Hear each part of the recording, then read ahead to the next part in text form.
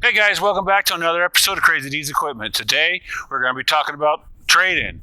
Did I get a good deal or did I get screwed?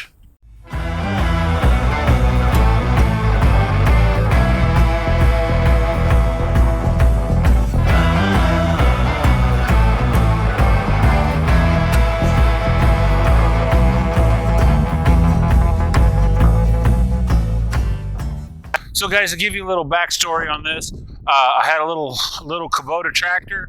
I forget what model it was. Took it in. We took it in on trade-in a while ago. It was listed on the lot for $7,500. Had a lot of interest in it. No takers. Then gentleman contacted me. He had this Oliver. It's a 655 and a grain truck, which you guys will see later on. The grain trucks been non-runner for about 4 years.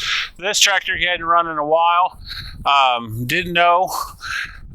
We brought it in today. We met him up here on a Saturday. He brought it in.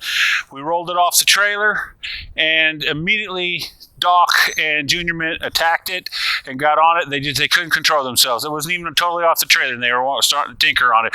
But I stopped them until we got time to do the filming on this tractor. So let's find out. He doesn't know if the tractor will run or not. He wasn't for sure. He said it ran the last time I used it, but I haven't used it in about 3 years. So I don't know if it's running. So let's find out if it's a running tractor. Let's go over what we're going to need to do to this tractor to make it lot ready and figure out, did I do good? Did I do bad? Am I going to make a profit on this, or am I going to lose my butt? Well, let's find out. Okay, guys, so I got Doc over here, got him up on the tractor. We're going to see if we can't get it to start. We haven't tried to start it before. They tinkered around with it, but I stopped them before they got too far. We'll see if we can get it to run. Maybe, maybe not. The guy didn't try. He said he just pulled it out of the garage with his winch, winched it up, put it on the trailer, and brought it over here. You can still see it's quite dirty and dusty from sitting in a shed for so long. Also, guys, if the wind is... I do apologize for the wind, but I'm in the middle of Kansas, and this time of spring, there's nothing I can do about it. If I waited for days that weren't windy, I'd never get a video out, so we're going to just have to work with it. My mics are trying their best to not mess up with the wind. So, but anyways, Doc, why don't you give it a crank over and see what happens? Oh.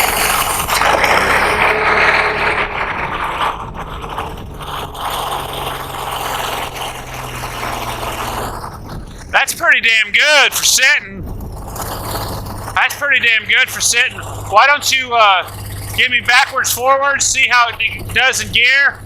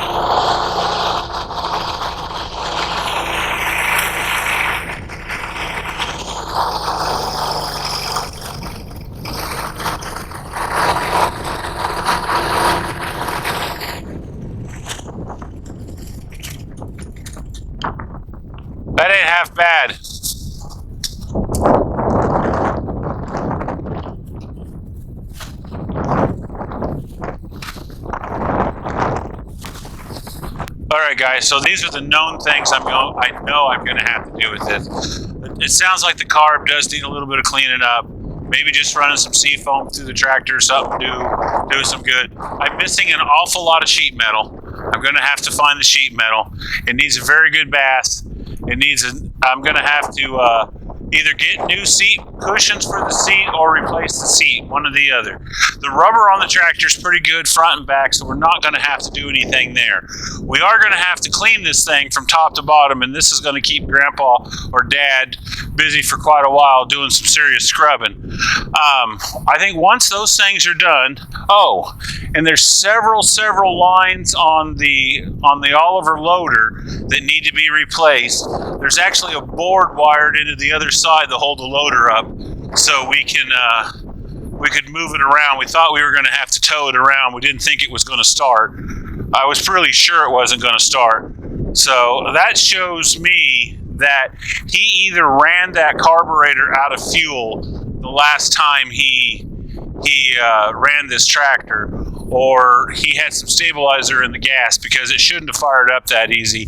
It should have coughed and covered and gagged, and Doc should have had a screw with the carburetor for 30 minutes before we got it to fire for the first time, which is what we were planning, to make some much longer video that way and better entertainment for you guys. But so $7,500 worth of trade-in value on the two items. This thing is seeming to be panning out, so we're looking at a resale value of this tractor. And on my area is going to be somewhere between 65.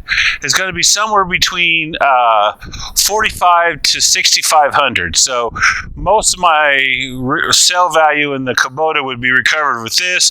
The grain truck, when we get to that thing here later on, if we can ever get that truck to run, we're going to be looking at 3,500 on there, so we may actually come out on top. I will just have to wait and see.